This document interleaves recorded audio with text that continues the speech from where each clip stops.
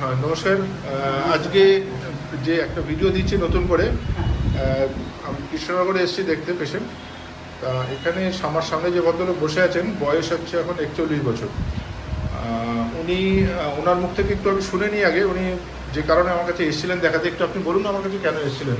ডাক্তারবাবু, আমি আপনার খুব নাম শুনেছিলাম। উনি এবিসি অ্যানিম্যাল হোমিও সেন্টারে নাম শুনে আমি এসেছিলাম, তো উনি আপনাকে সাজেস্ট করেছিলেন। তো তারপরে আমি এসে সত্যি আপনার থেকে অনেক উপকার পেয়েছি। প্রথম ভিজিটেই যে আপনি যে আমার যে বিভিন্ন ডিজিজ যেগুলো আমি নিয়ে এসেছেন, যেগুলো প্রপারলি আইডেন্টিফিকেশন করতে পেরেছেন, যেগুলো অন্য এর আগে অনেক ডক্টরই আমি দেখিয়েছিলাম, কিন্তু অ্যালোপ্যাথিকই আমি দেখাতাম আগে, তো হোমিওপ্যাথি পরে দেখিয়েছিলাম, তারা সেইভাবে আইডেন্টিফিকেশনটা করতে পারেনি। আমি পারিনি বলবো না, করেছে, কিন্তু এত ডিটেলসে করতে পারিনি। তো আপনি মানে ডিটেলস টু ডিটেলস মানে আমাদের পুরো পুরো টোটাল আমার যে হিস্ট্রি দিয়েছিলেন, মানে টোটাল যে আমার মানে ডিজিজের যে হিস্ট্রি। আপনি কি সমস্যা নিয়ে এসেছিলেন সেটা বলুন। সমস্যার মধ্যে ডাক্তারবাবু, আমার যে সত্যি কথা বলতে পলিপস ছিল, ন্যাসাল পলিপস ছিল, মারাত্মকভাবে বেড়েছিল। তো ন্যাসাল পলিপস আপনি বলেছিলেন যে সময় লাগবে কমতে, তো আস্তে আস্তে একটু ওটা রিকভারি হচ্ছে। আর হচ্ছে মেন সমস্যাটা ছিল কি? সারা গায়ে ইচিং প্রবলেম ছিল। ইচিং প্রবলেম বলতে particularly histamine problem. Histamine problem খুব ছিল, বিকজ আমার জন্ডিস হয়েছিল 2013 একবার জন্ডিস ছিল, সিভিয়ার জন্ডিস। তারপরে জন্ডিস সেরে যাওয়ার পর ইচিং প্রবলেমটা ছিল, তখন আমি বুঝতে পারতাম না। তো তারপরে আমি অ্যালোপ্যাথিক কন্টিনিউ করেছিলাম, তখন আমাকে অ্যালোপ্যাথিক অনেক স্কিনের ডক্টর বায়োলম্বিক এন, তারপরে ওই নামটা কি না, এটা বলা চলে না, বায়োলম্বিক এন, তার সঙ্গে ওই লিভোসেট্রিজেন, এই ট্যাবলেটগুলো খেয়ে যেতাম। আপাতত ধামাচাপা যেত, কিন্তু পরবর্তীকালে যখন র্যান্ডাম ইচিং প্রবলেম শুরু হলো, তখন এটাকে থামানো যাচ্ছিল না। তারপরে দেখো আপনার কাছে আসার পর আপনি যে আমাকে মেডিসিন প্রিপারেশন করে আমাকে দিয়েছিলেন, সেই মেডিসিন খাওয়ার পর মানে উইদিন আমি টোটাল কন্টিনিউশন করছিলাম 17 to 18 ডেজ। তারপরে নেক্সট ভিজিট আমি আজকে আপনার কাছে করছি। আমি বলতে পারি হঠাৎ করে যে 50% আমার রিকভারি হয়ে গেছে। আচ্ছা।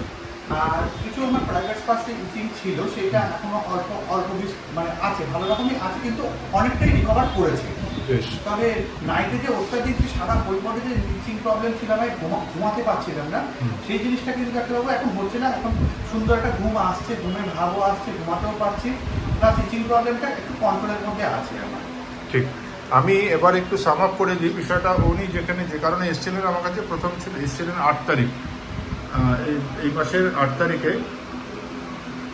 অগাস্টের 8 তারিখ। উনি মেইনলি নিয়ে এসেছিলেন সারা গায়ে একটা অ্যালার্জেটিক ইচিং ছিল, হোল বডিতে, এবং তার প্রাইভেট পার্টসে কিছুটা ছিল, যেটা নাকি বাড়তো হচ্ছে বেসিক্যালি রাত্রিরে, এবং বিছানায় শুতে গেলে সবচেয়ে বেশি হতো। আমাদের মেডিসিনগুলো সিলেকশন হয় তো এইগুলো সিমটমসের উপর বেস করে, কী কী ধরনের সিমটমস রয়েছে, সে তার মায়াজমটা কোন ব্যাকগ্রাউন্ডে পড়ছে, সেগুলো আমাদের চিন্তা করতে হয়। এবং এই night aggravation, bed time aggravation, এটা ছাড়াও আরেকটা ছিল যেটা কি ভীষণভাবে গলা বুক জ্বালা করতো, হার্ট বার্ন হতো, এবং সেটাও কিন্তু ইভিনিং টু নাইট এই সময়টায় বাড়তো। ঠিক তো? সন্ধ্যে থেকে শুরু করে রাত্রির দিকে ওই জায়গাটা বাড়তো, হার্ট বার্ন। এবং হচ্ছে আমার কন্টিনিউয়াসলি যেটা থাকতো যে কিছু খেলেই সবসময় পেটের মধ্যে খাপ ঢপঢপ, মানে ঢপঢপ করা, bloating problem, gas bloating problem, সবসময় গ্যাস গ্যাস হয়ে থাকতো, বুকের মধ্যে চাপ ধরতো, গলা দিয়ে কোনো খাবার খেলে সেটা উঠে আসতো নাইট টাইমে, এবং হচ্ছে অসম্ভব জ্বালা করতো যে জিনিসগুলো। আর কন্টিনিউয়াসলি যেটা আমরা মল ত্যাগ করি সেখানে মানে অসম্ভব একটা বাজে স্মেল থাকতো, এবং হচ্ছে আমাশা, এই প্রবলেমটা প্রচণ্ড পরিমাণে ছিল। এটা কন্টিনিউয়াস ছিল, এবং যে কোনো মিষ্টি খেলে বা কিছু একটু সামান্য রিচ খেলেই প্রবলেমটা করতো।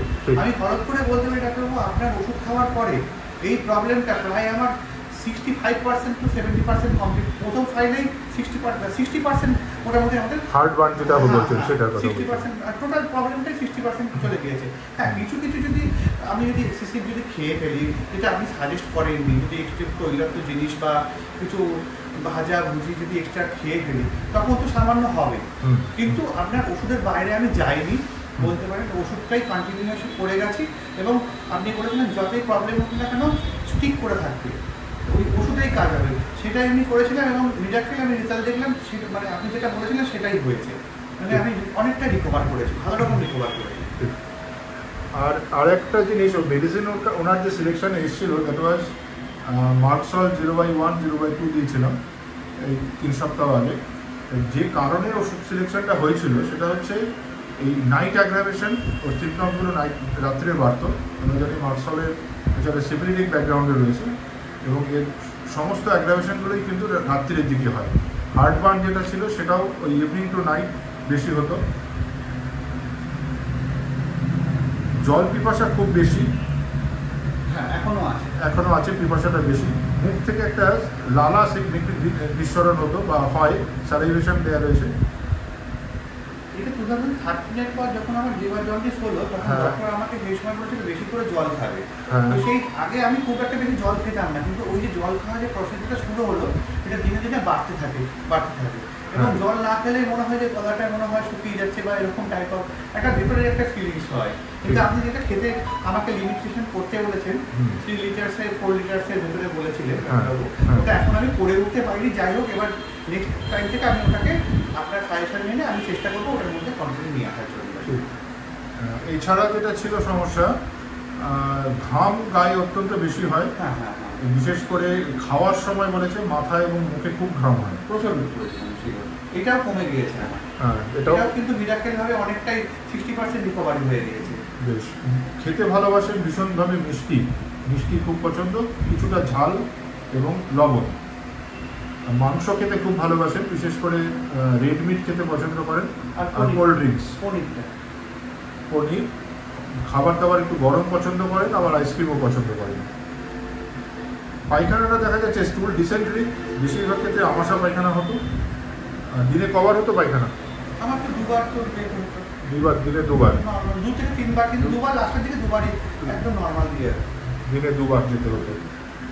ইউরিনটাও অফেন্সিভ, স্টুলটাও অফেন্সিভ ছিল একটু আগে বললেন, পায়খানাটাও খুব দুর্গন্ধ বললেন। একটু ছিল। যখন সব সময় নয়, যখন মাঝে মাঝে রিচ খেলে পরে তখন হতো।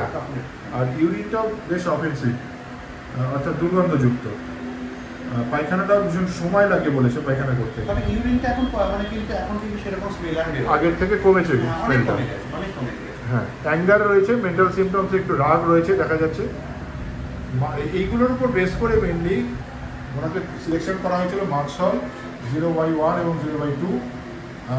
কেমন আছে তো আজকে শোনাই হলো। মোটামুটিভাবে আপনি অ্যাজ এ হোল বলছেন স্কিনের দিক থেকে অন্তত 30-40% ভালো আছেন, হ্যাঁ, স্কিনের দিক হ্যাঁ, থেকে। হ্যাঁ। অ্যাসিডিটির দিক থেকে প্রায় 50-60% মতো ভালো আছেন, এটা বলেছেন। একদম একদম একদম।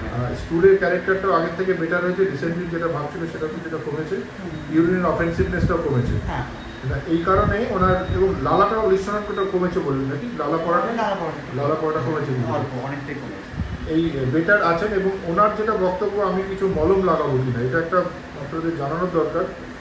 যারা মলম ব্যবহার করেন যে কোনোভাবেই লোকাল অ্যাপ্লিকেশন করা উচিত নয় কোনো স্কিন ডিজিজে। করলে পরে কিন্তু সেটা সাপ্রেশন হয়ে অন্য একটা ফর্মে দেখা দিতে পারে। এটা কিন্তু আমরা অনেক ক্ষেত্রেই দেখেছি। কোনো রকম মলম কোনো স্কিন ডিজিজের জন্য লাগানো একেবারেই উচিত নয়। আমি শুধু বলেছি ওনাকে যে পিওর নারকোল তেল, যেখানে যেখানে সমস্যা আছে, কিছুটা চুটকোনা আছে, সেগুলো একটু পিওর নারকোল তেল লাগাবে, যেটা শালিমারের নারকোল তেল হয় সেরকম খাঁটি নারকোল তেল। এছাড়া পেট্রোলিয়াম জেলি অথবা অলিভ অয়েল এটাও লাগাতে পারে। এটার উপর বেস করে টোটাল মেডিসিন যেটা এলো নেক্সট পাওয়ার 0/মার্কসল 0/3 এবং 0/4 ওকে ওনাকে প্রেসক্রিপশন করা হলো। আশা করছি এটা গ্র্যাজুয়ালি খেলে পরে ওর যে সমস্যাগুলো রয়েছে এগুলো পুরোপুরি নির্মূল হয়ে যাবে। আর একটা প্রবলেম আছে, সেটা হচ্ছে আমার মাথায় না, আমার মাথায় একটু ব্যথা আছে। আমি অর্থোপেডিক দেখিয়েছিলাম 2 বছর আগে, তখন উনি বলেছিলেন আমার লাম্বার, ভার্টিক্যাল লাম্বার এমনভাবে পজিশনিং হয়ে গিয়েছে এখন যে আমাকে নিচে বসতে না করেছে। আর মানে যদি আমি তবুও আমি এখন ওই কমোট বাইরে গেলে কমোটে ইয়ে করি, কিন্তু নর্মালি যেটা আমাদের নর্মাল ইয়েতে বসতে গেলে না আমাকে একটা জিনিস ধরে বসতে হয়, আর উঠতে গেলেও খুব লাগে, মানে মাঝে মধ্যে একটু প্রেশার লাগে। আচ্ছা, যথেষ্টই আচ্ছা, ধরে উঠতে হয়, যে কোনো নিচে বসলে। এটা আমাকে আগের দিন বলেনি, এটা আমাদের এটা বলা হয়। ঠিক আছে, আমি এটা পরবর্তীকালে মাথায় রাখবো। এটার সাথে হয়তো কভার করবে না এই মেডিসিনে। আচ্ছা আচ্ছা, পরবর্তীকালে অন্য মেডিসিন দিতে হবে, তখন আমি মাথায় রাখবো বা আমাকে আরেকবার একটু মনে করিয়ে দেবো। আচ্ছা ঠিক আছে। আচ্ছা। ঠিক আছে, আপনার পারমিশন নিয়ে ভিডিওটা করলাম। হ্যাঁ একদম, হ্যাঁ নিশ্চিত, খুব ধন্যবাদ। Thank you.